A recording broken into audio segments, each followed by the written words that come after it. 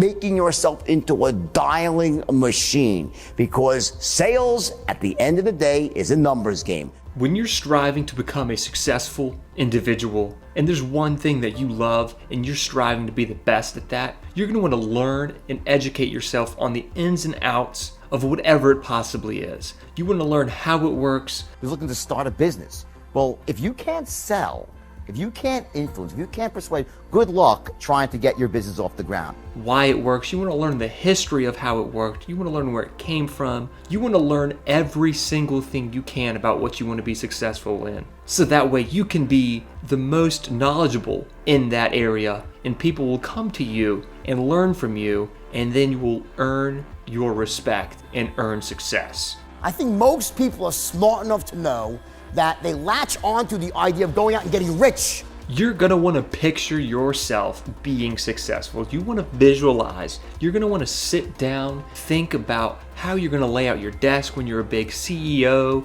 or you have a lot of money and what you'll spend it on and whatnot. I'm the only one who over the long term has been paying back investors, and I'm proud of that. And my goal one day would be to pay back all the money. But you need to make sure you have a set vision of what you want to achieve and strive for. That way you can visualize it and then pursue the dream. And a lot of times, your greatest success will come from solving the smallest problem. You'll do something that you think is going to make your job easier, and that turns out to be something you absolutely love doing. Because you're going to be doing whatever it takes to make your road to success as easy as possible. So if you see an opportunity to change and make your ride to success quicker, you're going to attack that opportunity, and that could change your life. Above your goals, and that's your vision for the future. And it's not just about, it doesn't have like an ending point, it's about the world being a certain way.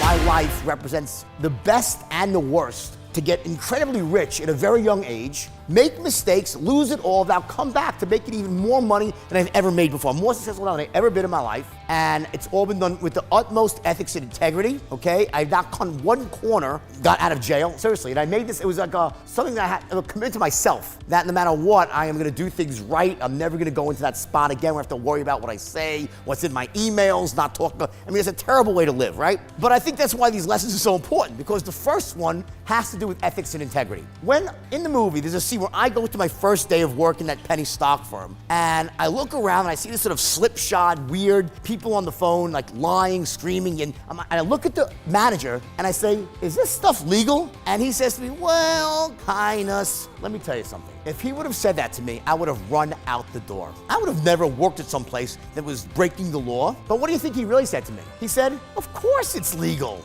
I want you to go into an idea and don't give yourself a way out. Make success a must. Make the consequences of failure in your life so dire and unthinkable you won't allow it to happen. An example, when Pizarro, the explorer, for those of you remember your ancient history back in the 1600s, right? 1500s, Pizarro. Like most of us, we struggled with those things when we were teenagers. Me too.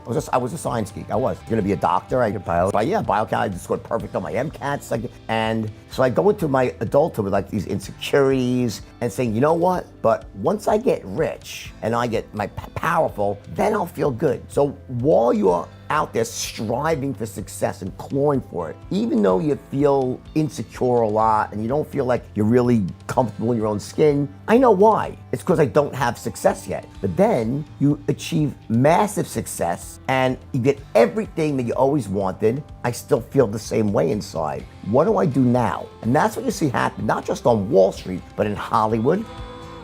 Well, you better be at an absolute 10. And the reason you're at a 10, you're absolutely certain your product is the best. Why? Because you know everything about it. Your prospect, where are they on the scale of certainty about your insurance product? Where are they? Are they at a 1? Are they at a 5? Are they at a 10? The answer is, who knows? And how could you know? I mean, you don't know where someone is because they all come in with what? Preconceived notions, experiences, things they've heard. So you don't know where they are, but you do know this. You know that they're somewhere. They're somewhere on this scale of 1 to 10 because they come from planet Earth. As soon as they hear, oh, it's insurance, then in that instant, everything they ever heard about insurance, every prejudice they have, every preconceived notion, everything all puts them in one spot and their brain lands them right there at some point on the continuum.